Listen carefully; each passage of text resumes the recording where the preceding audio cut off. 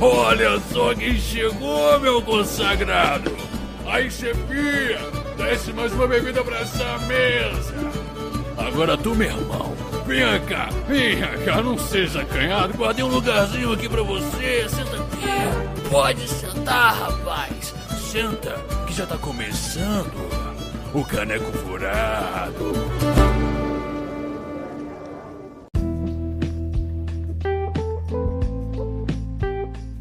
Então Show de bola. Puxa aí. Tem certeza que eu preciso puxar, Dudu? Tu não quer puxar? Você quer que eu Eu quero puxar, mas é fazer aquela coisa. Tem um maior tempão que a gente não grava, então era uma oportunidade pra gente... Pronto, comecei. Fala, galera! Como é que vocês estão? Agora que o Dudu tá aqui, eu lembrei como grava, e daí não vai fazer uma coisa muito bagunçada, tipo o último podcast que vocês ouviram. E nesse caso, Dudu, você tá comigo hoje? Tô aqui sim. Fala, galera. Aqui é o Dudu, o ogro mais sutil do Caneco. E sejam bem-vindos a mais um podcast que agora tem pauta. Por quê? Pô, Igor, você não vai chamar o nosso convidado? Eu vou, mas eu tava triste porque tem pauta, né, cara? Aí eu não posso ficar falando merda, tem que seguir a pauta.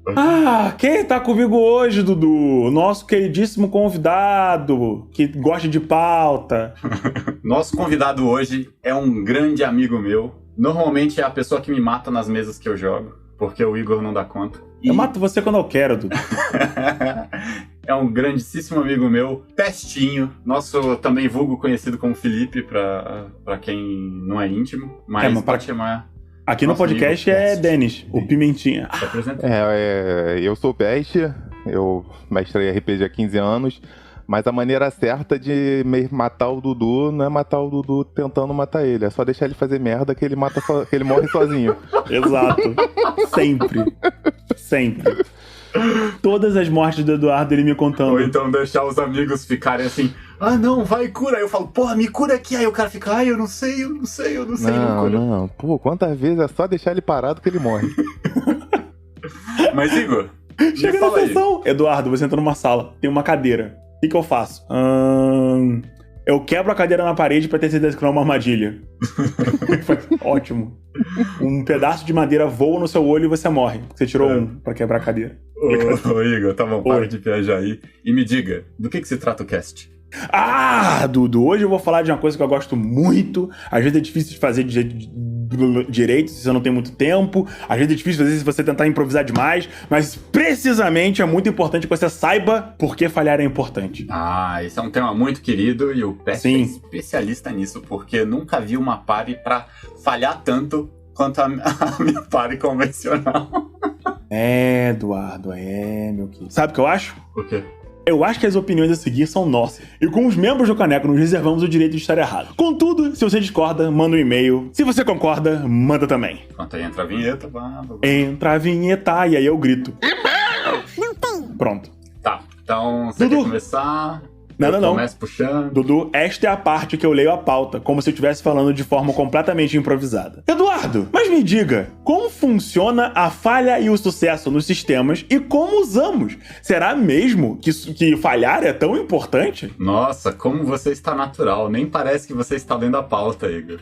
Precisamente, Eduardo. Eu memorizei a pauta, não estou com ela aberta. Mas então, galera, é o seguinte, a gente vai analisar sobre como é que funciona sucesso e falha. Geralmente, a gente vai pegar pelo sistema mais popular para poder analisar como é que funciona nele, e que é normalmente na maioria, e a gente vai partir para outros exemplos. Cara, primeiro, a gente vai pegar o D&D. Como é que é no D&D? O D&D é um sistema binário, né? Tipo, ou você consegue ou você não consegue. Exato. Não tem ali um meio termo de você consegue mais ou menos. Tipo, às vezes você pode conseguir melhor do que você esperava, né? Quando você tem um sucesso crítico, mas na verdade nem tem mais isso. Ou falhar, né? De forma assustadoramente, né? Não, depende, Dudu. Tem isso em ataque, não tem mais em teste. Não tem mais em teste de skill, né? Em ataque ainda continua sucesso crítico. Mas você também pode falhar de forma assustadora. Pode. Falhar de uma forma tão incrível que o mestre fala, parabéns. Mas o que você não tem é aquele sucesso mais ou menos que você fica assim, olha, você conseguiu, mas você se fudeu. Isso você conseguiu, mas quebrou o mindinho. E por que isso é um problema? Eu acho que isso tira parte do storytelling, porque são as falhas que vão construir o caráter. São elas que vão dar emoção pra história, são elas que vão fazer os momentos mais legais das histórias dos personagens. Sucesso absoluto nem sempre é bom, né? Pra você criar uma trama eletrizante, Dudu. Sim, por exemplo, eu lembro de uma mesa que a gente tava jogando, que é uma das minhas mesas preferidas e que eu guardo no meu coração, de Band of Blades. Tam, tam, tam. E aí, na primeira, eu acho que a segunda missão que a gente tava fazendo, ou era a primeira missão, eu acho. A gente tava lá e eu fui tentar ativar a ideia brilhante de tacar fogo no inimigo, né? Só que eu falhei. Eu consegui, porém falhei. Então eu consegui tacar fogo no inimigo, só que eu taquei fogo no meu amiguinho também, no colega. Acontece. Você teve um sucesso parcial, Dudu. Aí isso criou um storytelling muito legal, porque foi algo que aconteceu nas primeiras mesas. Os personagens ainda, eles já se conheciam e tal, mas não tinham uma história definida, mas isso criou uma tensão entre eles, porque o personagem que pegou fogo não gostou de pegar fogo, né? E achou que podia ter sido de propósito ou algo assim, e criou uma rivalidade, uma antipatia entre esses dois personagens, e isso ajudou a construir a história mais pra frente. Se a gente não tivesse um sucesso parcial, a gente não teria esse pedacinho de história que acabou virando um negócio muito mais legal no fim. E é por isso que a gente precisa conversar sobre como implementar sucessos parciais nas suas mesas. Um dos grandes motivos que eu migrei do D&D foi quando eu e o Dudu a gente começou a ver esse binarismo do D&D, né? A gente até tinha conversado bastante sobre, né? É o não ou o sim. É o vai ou o não vai. Calma, em defesa do D&D tem algumas coisas que tem o meio termo, tipo em teste de escalada. Quando você rola baixo, mas não o suficientemente baixo, você não cai, você só fica no lugar. Mas aí, o ficar no lugar é uma coisa que também não move a narrativa. Exato. Você faz uma rolagem que parou o jogo. Exato. Afinal de contas, toda rolagem para o jogo. Aí você consegue avançar, mas você escorrega e está pendurado por uma mão só e derruba os seus instrumentos. Pô, caraca, olha a tensão, a construção de tensão que você ganha por esse sucesso parcial. E uma das coisas boas que eu aprendi com outros sistemas, que eu acho que a gente vai até falar mais na frente, são sistemas mais narrativos, é essa construção da tensão. A rolagem é sempre pra mover a narrativa. Você não rola e a história para. Você não tem uma rolagem sem motivo. Ou a falha avança a história, ou o sucesso avança a história. A história vai avançar de alguma maneira. A gente não tem, vou abrir a porta. Se a porta é importante pra história, a história vai andar com a porta abrindo, ou vai andar, a porta abriu, mas o guarda notou que você abriu a porta, se você falhou. Ou a porta tá trancada e você precisa achar outro caminho, se isso também for cabível pra dentro da história. Ou então, às vezes, você tá tentando roubar um carro, e aí se você não tem um sucesso lá, por exemplo, na mesa que a gente jogou agora, na mesa passada... Você abre a porta, mas toca o alarme? Não, então, o Pet ainda deu a opção, né? Isso aconteceu na nossa mesa de quinta-feira agora. Um dos personagens estava fugindo da polícia, ele viu um dos carros da polícia, ele deu a volta na polícia, viu um dos carros da polícia parado, ele pensou, cara, vou entrar no carro da polícia e vou meter o pé. Ele teve um sucesso, que a gente chama de sucesso parcial, ele conseguiu passar pela polícia, só que eu falei, olha, você tem uma escolha. Ou você, quando entra no carro e liga ele, a polícia te vê e começa uma perseguição, ou quando você chega no carro, você vai ter que fazer uma ligação direta. Ele falou, poxa, eu escolho tentar fazer uma ligação direta. E quando ele estava tentando fugir da polícia, né? Então ele pensou assim, vou tentar salvar todo mundo. Né? E quando ele foi fazer uma ligação direta, aí veio a grande falha. Aí eu falei, pô, cara, você foi fazer a ligação direta, você deu uma confusão nos fios, acionou a sirene, todos os policiais viraram na sua direção e jogou a história pra totalmente outra direção. Pois é, e eu acho que isso é legal, porque dá uma sensação de agência pra gente quando tá jogando. Porque, além do fato do sucesso parcial, você consegue aquilo e você tem a opção de continuar, ou então ele podia ter voltado, né? Ele poderia ter desistido, poderia ter tentado fazer outra coisa, mas isso dá uma liberdade e deixa a gente com mais poder de decisão sobre a narrativa. E eu acho isso muito legal, porque uma das coisas que é muito maneira é porque a gente vai construindo a narrativa e a história junto com o mestre. Isso eu acho sensacional. Cara, eu acho isso muito maneiro e sinceramente eu aprendi mais sobre isso recentemente, quando eu comecei a gravar pro podcast, né? Porque a necessidade de você desenvolver tensão pra história meio que me ensinou muitas coisas que eu não fazia nos jogos caseiros, porque é um jogo que eu gosto de relaxar mais, ser mais engraçado, ficar fazendo piada quando eu tô narrando pros meus amigos aqui em casa. Mas o drama exige, né? Mas o drama exige. Então, muitas vezes, até mesmo no SDL, você pode notar que sempre tem uma merda, mesmo nos sucessos. Nos pontos principais da história, os jogadores vencem, mas nem tanto. Sim, e vencer, mesmo com uma merda, é sempre mais motivante até pro jogador. Sim. Quando as coisas se tornam pessoais, é um negócio assim muito...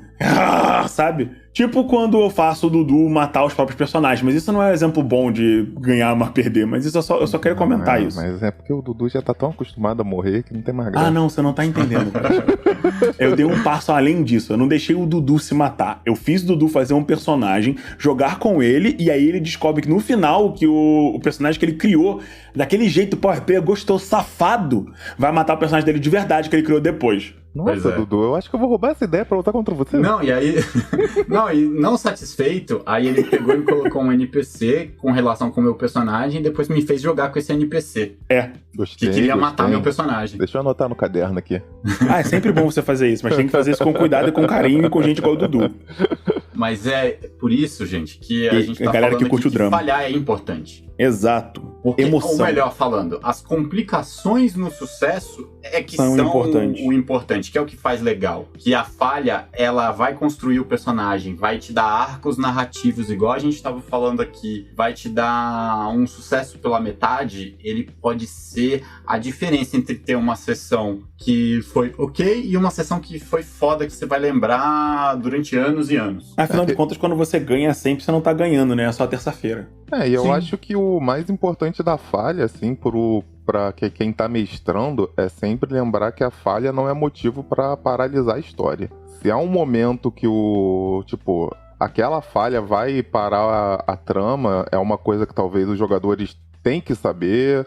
Na minha opinião, é um teste de percepção, que se os jogadores não descobrirem aquilo, a história vai travar. Talvez seja uma coisa que nem precise de um teste. Porque se é uma falha que vai travar a história, não tem motivo ter aquela falha existir. Aqui no Caneco, a gente inclusive defende muito a regra das 3 soluções. Beijo, Alexandre. Alexandre, nossa, adoro, cara. Aprendi com ele também. Que é incrível, nossa, que é justamente isso. Você não vai criar um gatekeeper, você não vai criar uma barreira pra história ir pra frente. Você precisa ter sempre um plano B pra história caminhar, mesmo se eles falhem no dado, mesmo se eles joguem burros e coisa assim, porque nem sempre a gente tá com o cérebro 100%, né? Deixando claro pra quem não entendeu. E o que é óbvio pro mestre não é óbvio pros jogadores, né? Exato. Nada, absolutamente nada que exija uma jogada. Uma jogada, por exemplo, se eles não acharem tal coisa, a história não avança e todo o rolê desaparece. Nada desse tipo precisa depender de um dado. Em hipótese nenhuma. Porque vai haver aquela chance incrível de todos os 7 jogadores tirarem valores muito baixos e você não conseguir avançar pra história. Sim, e aí mas você se agora, perder Igor, completamente. Para de falar disso porque isso é o assunto do próximo cast. E não deixa. Que loucura, Vamos voltar pra pauta. Pauta. Então, É por isso que tem pauta, como que eu vou usar essas complicações, hein? Tipo, tô lá, tô tentando fazer alguma coisa. Vamos ver, eu tô tentando arrombar uma porta lá porque eu sou um ladino safado tentando abrir a porta do rei. Eu tenho um exemplo. Eu falhei, o que pode acontecer comigo? Eu posso, sei lá. A primeira coisa, você pode escorregar, dar de cara num pote, e o pote quebrar e chamar os guardas. Sim. Outra coisa que pode Porque acontecer. essa é a falha do acaso. Um guarda tá lá dentro, transando com a namorada. Porra, é um pouco mais dramático, né? Pode simplesmente o cara conseguir abrir, mas as ferramentas dele quebram e ele não vai conseguir abrir o cofre que tá dentro, ou vai ter que usar outra forma. Pode ser. Se a porta for o único caminho muito importante pra narrativa, ele pode conseguir abrir a porta, mas com barulho o rei acorda, o rei que tá lá dentro, e aí dá um dinamismo na cena. Outra que seria muito boa, se fosse, sei lá, tipo uma antessala, as ferramentas quebrarem a porta e ela não trancar, e daí o ladrão ser obrigado a deixar ela entreaberta, E aí pode ser descoberta, né? Pô, exatamente, deixar aquele nervosão dele, caralho, eu posso sair daqui e ter 5 guardas na porta. Perguntando por que a porta do rei tá entreaberta. Ou então, se por exemplo é alguma coisa que vai ter um combate em seguida, você pode colocar que ele derruba alguma coisa, ou então derruba a arma, ou então acontece alguma coisa que ele fica com alguma desvantagem. Né? Contribui pra tensão do próximo momento, da próxima situação, né? Isso é uma boa. E eu acho que boa. O maior exemplo desse tipo de jogo é uma das engines que tem, das engines sem ser das mais populares, das engines indie, é a mais pop, que é a Powered by the Apocalypse, que é PBTA pros íntimos, né? Mas, tá Dudu, dominando meu coração, ultimamente. o que é Powered by the Apocalypse? Como da onde veio, o que comem? Cara, o Sexta-feira, PBTA, no Globo ele é uma engine. Por que ela é uma engine? Porque tem vários sistemas que usam as regras gerais do PBTA e tem vários cenários diferentes. Mas, no básico, eu não vou estender muito, que é pra gente não fazer um cast só sobre PBTA, né? Mas é onde a gente principalmente tem esse sistema das falhas e dos sucessos parciais. Ele é o quê? Ele é um sistema com um D6. Geralmente, ele vai ser 2D6 mais um atributo. E ele vai ter movimentos e vai ter as classes que têm os certos movimentos. Então, você vai ter movimentos comuns para todo mundo. Por exemplo, se é uma aventura de Dungeon Crawl, você vai ter a aventura de explorar o ataque, você vai ter alguns testes e coisas assim.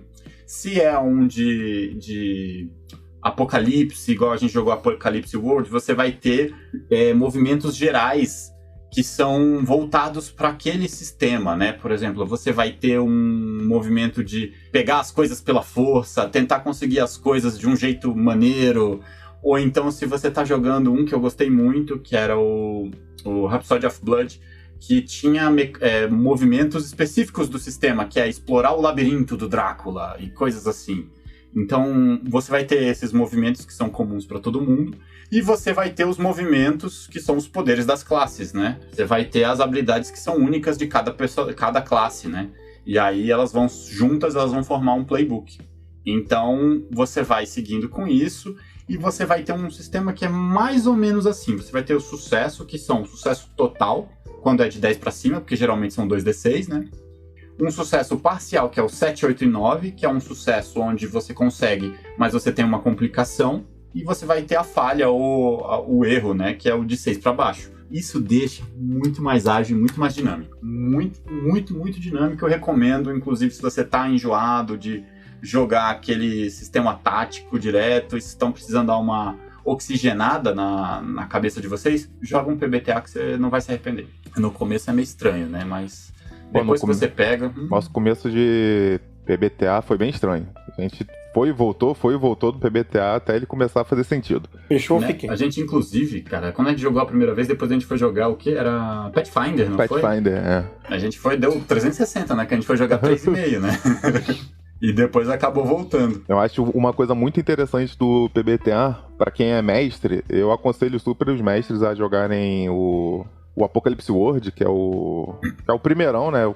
Porque ele te dá outra visão de mestrar, se não jogar, pelo menos ler o livro do início ao fim. E ele te dá outra visão de como é ser mestre, outra visão de como lidar com seus NPCs. Uma coisa que eu aprendi no Apocalypse World foi: veja seu NPC sobre a mira de um sniper. Tipo, todo seu NPC tem a chance de morrer a qualquer momento. Seus jogadores vão matar seus NPCs, você pode matar seu NPC a qualquer momento, não se apegue a seus NPCs. E isso foi a melhor coisa que eu aprendi, porque é o que mais acontece. Eu acho que isso é uma dica muito boa, porque, cara... Você tem que desapegar mesmo. Quando você pensou uma aventura inteira em cima de um NPC e a porra do NPC morre, e aí você fica assim, cara, como é que eu vou fazer agora? Isso aconteceu, tipo, a gente tá jogando um PBTA chamado Spirit of 77, que é baseado em filmes dos anos 70. E na primeira sessão eles encontraram um cara que seria um NPC importante, o Mestre Shu, que era um chinês, mestre de Kung Fu, e um dos jogadores, no final da sessão, declara: eu puxo o Meshot e dou um tiro na cabeça dele. E foi o que aconteceu. Não, mas em defesa dele ele teve motivo. Em defesa dele ele teve motivo ou não, sim, mas foi o que aconteceu. Eu acho que se a gente estivesse jogando presencial, teria sido aquela cena que o mestre pega, você vê que ele tá sorridente, aí de repente ele muda a expressão e fica, tá, e agora? Olha pra baixo. E é muito maneiro, cara. Eu acho que isso dá uma liberdade tão grande pra gente, esse fato de você não ter apego pros personagens, dos NPCs que você tá controlando, né? E uma das coisas que eu acho legal e que ajuda a gente a pensar diferente em como constrói as histórias dos nossos personagens, eu acho que foi uma das coisas que eu tive tanto com Apocalypse World, que ele fala que você pode ter 2 personagens, e a justificativa deles é assim, pô, o mestre joga com o mundo inteiro, por que você não pode jogar com 2 personagens? E eu falei assim, verdade, caraca. E quando a gente jogou jogou Band of Blades também, é um sistema onde você joga com vários personagens e vai ter um cast especial sobre ele. Mas, cara, é legal. Eu acho que todo mundo devia experimentar jogar com mais de um personagem pra dar uma visão diferente de como é a construção de uma narrativa. E eu acho que isso muda, até quando você vai jogar com um personagem só, muda a forma com que você vai encarar o sucesso, muda como você vai encarar as falhas, muda como você vai encarar o que você tá formando de história. Mas aí, Dudu, vamos falar sobre voltar à pauta, né? Que a gente começou a falar sobre PBTA e parou de falar sobre falha. É verdade. E é pra isso que tem pauta. Não tô sozinho.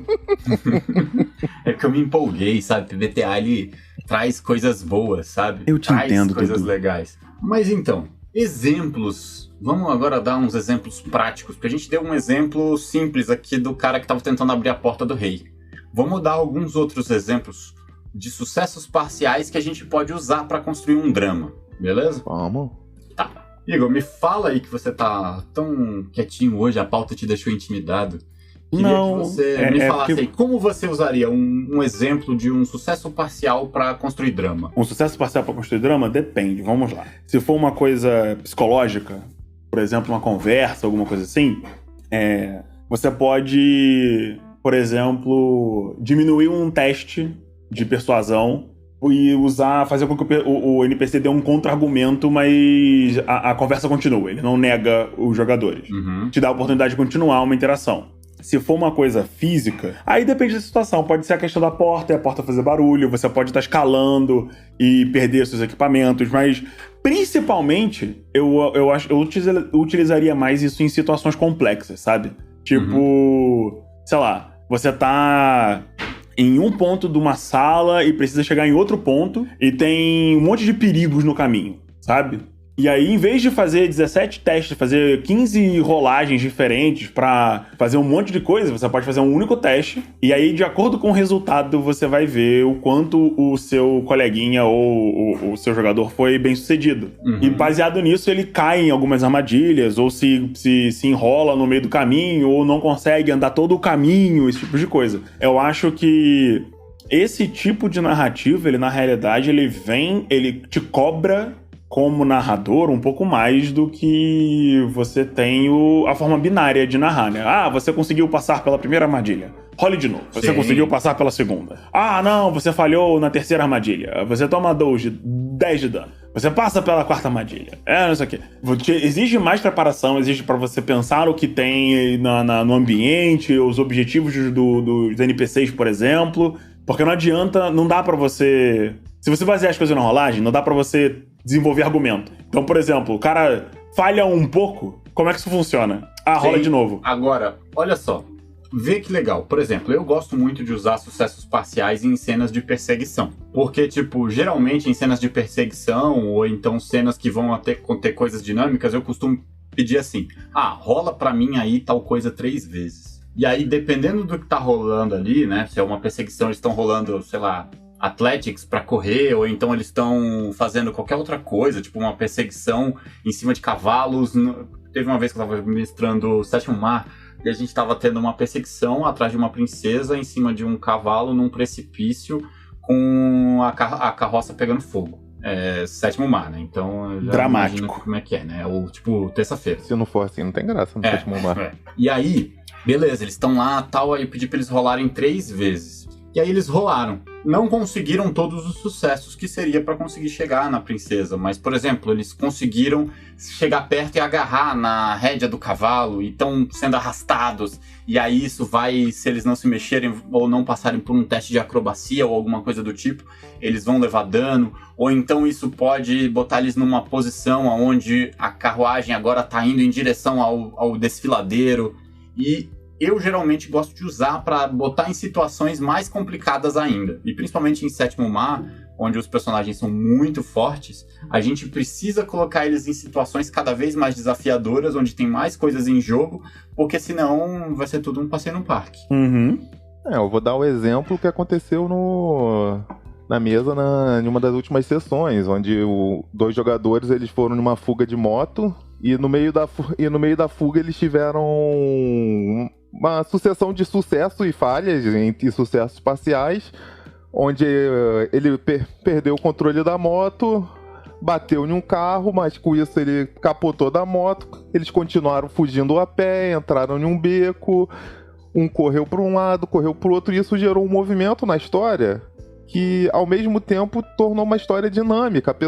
Os jogadores ficaram, será que eu vou realmente conseguir fugir? Nossa, perdi minha moto. Nossa, me cercaram aqui nesse beco. Nossa, agora eu tenho que pular o muro. Nossa, e agora? Em vez de ficar aquela coisa, nossa, só fugia. Só peguei a moto e fui embora. Nossa, só falhei e caí aqui e fui preso. Sim, e eu acho que isso dá a sensação de que você realmente tá agindo naquela história, né? Você Exato. tá fazendo parte daquela construção. Eu acho isso muito legal e dá pra você aplicar isso pro D&D, por exemplo. Você pode colocar lá, se você tem um teste que não é um teste... aliás, que é um teste de dificuldade alta, você pode muito bem, se é um teste, sei lá, 17, você pode colocar que um 10 é um sucesso parcial. Ele consegue, mas, sei lá, acontece alguma coisa. Se é um teste de... por exemplo, vamos supor que seja um teste de eloquência, um bardo tá lá fazendo um debate com a galera, e aí de repente ele falha no teste de persuasão, você pode colocar lá que era um teste de dificuldade 15 e o bardo falhou porque ele rolou mal, você pode colocar que ele gaguejou, mas ele conseguiu ainda continuar, e aí ele pode ter uma chance de, tipo, sei lá, dar uma de Eminem e virar o jogo. Mas aí ele vai ter uma desvantagem ou algo do tipo. Cara, mas uma coisa que fazia isso de uma maneira bem legal em D&D é quem jogou a 4ª edição, sem briga de edições aqui, Tan, tan, tan. tinha o que ele chamava, eu acho que eu joguei em inglês, né? Mas eu acho que em português seria o desafio de perícia. Uhum. Que você tinha, tipo, se eu não me engano, era... Você tem que ter 3 sucessos antes de 3 falhas, ou 4 sucessos antes de 3 falhas, dependendo da dificuldade da cena.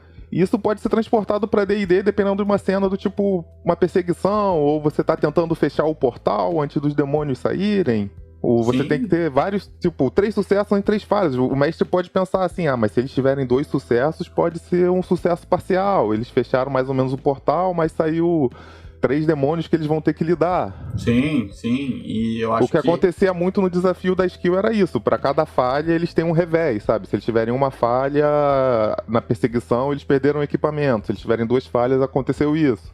Sim, e eu acho que a 4ª edição, apesar dela ser meio assim, desprezada, apesar tem de não boas ter ideias, jogado né? ela, eu acho que tem ideias muito boas e muito das coisas que a gente recomenda aqui no Caneco, elas são tiradas da 4ª edição pelo grandíssimo Matthew Coville, que é outro que a gente sempre segue e o que ele fala, geralmente a gente tenta aplicar e quando consegue, putz, faz toda a É diferença. difícil porque o Matt Coville ele é um game designer já... Porra.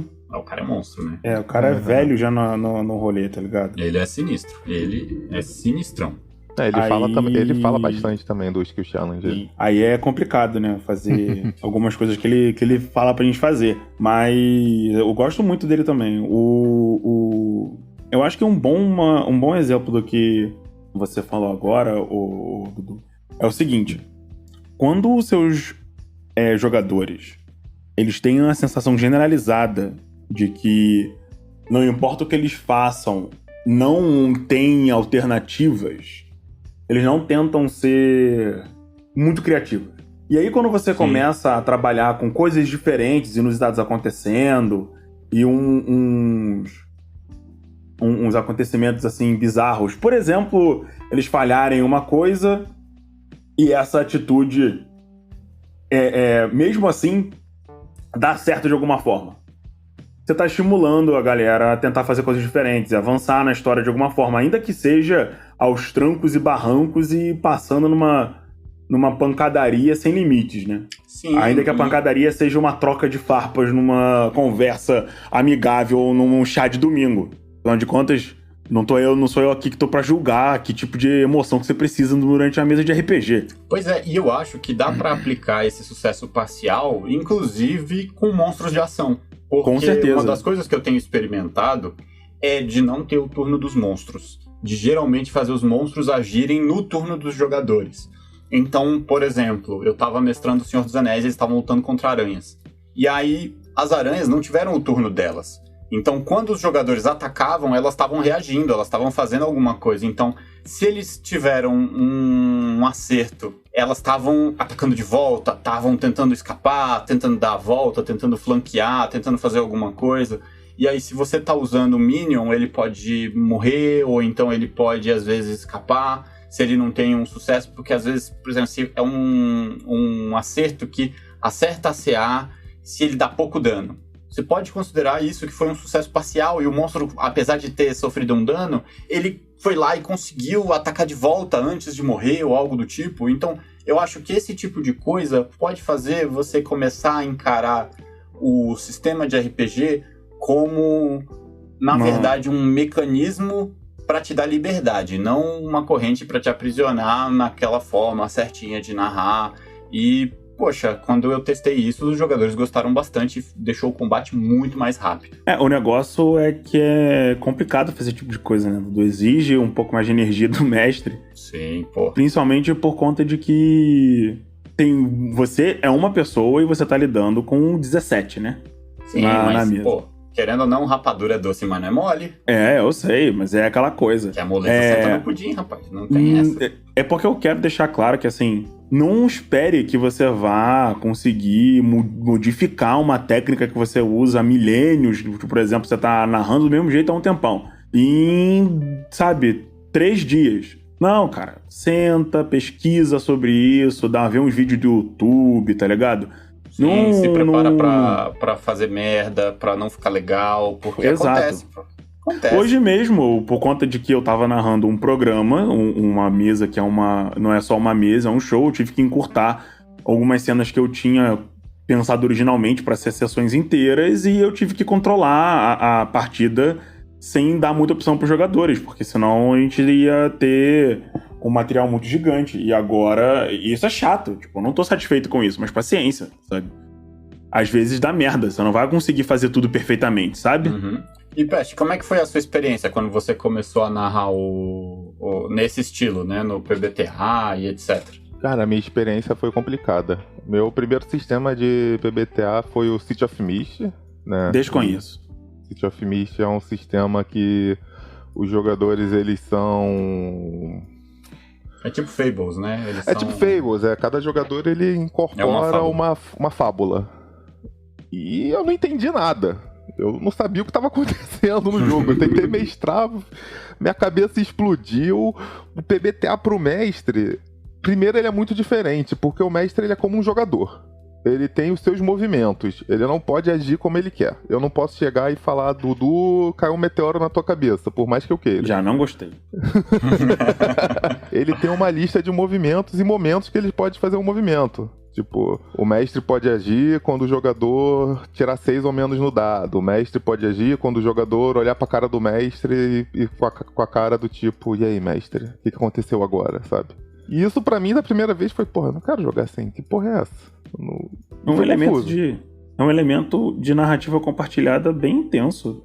Foi confusíssimo. Joguei 2, 3 sessões e falei, não quero jogar isso não. Voltei a mestrar D&D. Nossa. Aí foi aí que a gente jogou a Dungeon do Mad Mage, não foi? Foi, a gente jogou Dungeon do Mad Mage, jogamos acho que até o level 4, desistimos.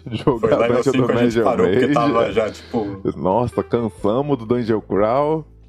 E a gente foi jogar, e aí a gente conheceu o Band of Blades. Nossa, ó, coraçãozinho, vocês não estão vendo, mas eu tô fazendo coraçãozinho com a mão aqui, porque o Dudu fala desse sistema há tanto tempo. Band of Blades é um jogo... Band of Blades é um meio termo entre o narrativo e o jogo simulador, né? O simulativo. Ou seja, é um meio termo entre o bom e GURPS. O GURPS é legal, pô. Maneiro pra caramba. Pô, das vezes que eu joguei GURPS, eu gostei muito. O Igor, ele só fica meio salgado, porque todas as vezes que ele jogou GURPS, eu matei ele. É verdade. GURPS é legal se tu quer, tipo, cavar um buraco e... GURPS é legal se você né? precisa muito cavar um buraco. É isso. Ou se você quer ler um sistema inteiro pra não usar nem 10% dele. Aí é maneiro pra caramba. Ou melhor ainda, quando o mestre fala pra você, vamos jogar GURPS, e aí ele te entrega um PDF que não é do livro, que são as regras que ele usa. Mas aí, né? GURPS é legal pra fazer a ficha, depois que você faz a ficha, você não quer jogar.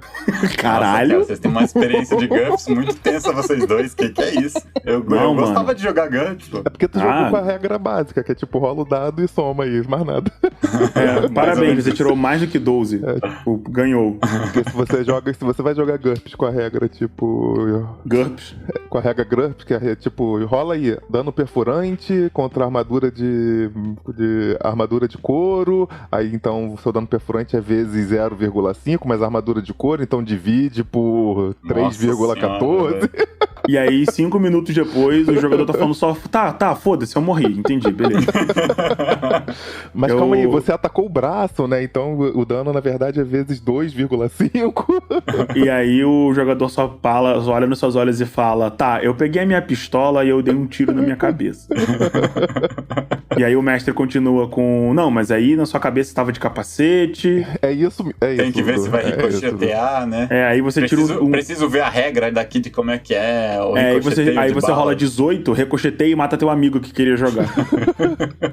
Por isso que quando eu joguei GURPS, eu joguei sem todas essas regras e pra mim também foi divertido. Porque eu só joguei sabe por quê? Porque você não jogou GURPS. Não, Igor, mas eu acho que você tá muito salgado, cara. Você tinha que, sabe fazer o quê? Experimentar um sistema diferente. Bora tipo jogar no Menera, cara. Eu te odeio. Mas então, galera, eu acho que o cast já tá se alongando. A gente comentou aqui sobre exemplos de como você usar o sucesso parcial pra mover a narrativa pra frente. E eu acho que é aquela coisa, você tem sempre que usar os testes pra mover a história pra frente. Exato. E nunca usar um teste por fazer um teste. Exato. Na verdade, isso é o principal, né? A melhor dica que a gente pode dar é, jamais faça um teste quando não há nenhum risco envolvido. Exato. E segundo, testes precisam... Você precisa ter uma coisa que vocês dois falaram mais cedo, eu estava em silêncio ouvindo e respeitando, que eu me esforço pra ser educado. Nunca bote um elemento essencial à narrativa por trás de um teste sem ter um plano B. Sim, e é por isso que você deve planejar as suas aventuras com situações e não com plots, que é o assunto do nosso próximo podcast. Então, exatamente. Fica ligado aqui no Caneco. A gente vai avançar mais nessa história. Vai ter um negócio assim que é o creme de la creme. Creme de la creme of the narrative. Vocês podem fazer que nem eu não planeja nada e deixa os jogadores ir inventando enquanto eles jogam. Parte da minha preparação é isso, mas aí eu sou um doente do caralho e aí eu falo assim, eles vão pra essa cidade, os bandidos estão lá, mas o que os bandidos estão fazendo? E aí, nessa brincadeira, eu tenho toda uma estrutura de bandidos e organização criminosa e por que eles foram pra lá e que não sei o que, e o Dudu só fica, por que você faz isso com você mesmo? Mas você tem que fazer que nem eu. Eu chego pros jogadores assim, vocês estão indo pra onde? Pra Nova York. Mas por quê? Pegar bandidos. Mas que bandidos estão lá? Esses, mas o que eles estão fazendo lá? Caralho, que horrível. Que horror, moleque. Não faz isso. Por exemplo, eu tenho... talvez esse cast saia antes da sessão rolar. Eu vou narrar agora uma sessão... Agora não, né? Pelo amor de Deus, são 9h40 da noite, eu já tô narrando há 6 horas. O Igor tem uma mesa aí, cara, que teve gente que se casou, formou na faculdade e a mesa ainda não tinha terminado. Se fuder, cara. Eles vão atrás de 6 bandidos, porque eles falaram por uma taberneira que eles iam ajudar a 3 cidades atrás, tá ligado? E aí eles descobriram aonde os bandidos foram, e aí agora eles vão lá pros bandidos. É D&D, mas eu não narro D&D da forma que você pensa. Eu criei uma quantidade de house rule do caralho pra fuder. Tu precisa ter noção, eu nem rolo dano dos monstros. Eu fixei danos pros monstros, pra uma porrada de monstros diferente, e eu só fico, você toma tanto de dano, ele não sei o que, faz isso, caralho, foda-se. É a loucura. Quanto mais rápido, melhor. Que a gente enfatiza monstros de ação do Magicalville. Assista, o link vai estar aqui embaixo. Exato, e aí eu não preparei, os ladrões estão em tal lugar, os ladrões vão fazer isso. Não, eu só falei, os ladrões têm esse objetivo e tem esse negócio, e daí eu criei os bagulhos em volta, porque veja, tudo improvisado, porque o livro da aventura só fala, tem ladrões, tá? Beijos. E aí é isso, eu vou fuder a vida dessa galera. Se você quiser saber mais sobre como preparar a sua aventura com situações e não com plots, escuta aí também o próximo episódio do Caneco, que a gente vai falar sobre esse assunto. Exatamente, aí. Junto com o Peste mesmo. Tem 2 casts aí que vão ser, topzera da balada pra você Pra preparar você- sua aventura e explodir sua cabeça. É pra você Aí, eu entrar tô no de que, volta, aí na o, próxima, no que o Alexandrian chama de Advanced Game Mastery. Inclusive, entre no site do cara, é maravilhoso, tá? Sim, e o link É. dele vai estar aqui embaixo também. Inclusive, eu devo agradecer ao Pestinho, porque foi ele que me apresentou esse site maravilhoso. E infelizmente, eu não consegui gravar o Dragon Heist, mas vocês teriam agora o Dragon Heist mais maluco e mais insano que já houve na história do D&D. Eu fiquei triste, inclusive, porque eu ia estar super casado com uma orc muito forte. Detalhe, ele era um gnomo, tá? Eu era um gnomo bárbaro. Um gnomo bárbaro fisiculturista se banhava em óleo. Nossa, esse era um detalhe muito escroto que eu consegui. Sim. Depois que eu tive um amigo que era um barbário que se banhava em mel, eu não duvido mais de nada.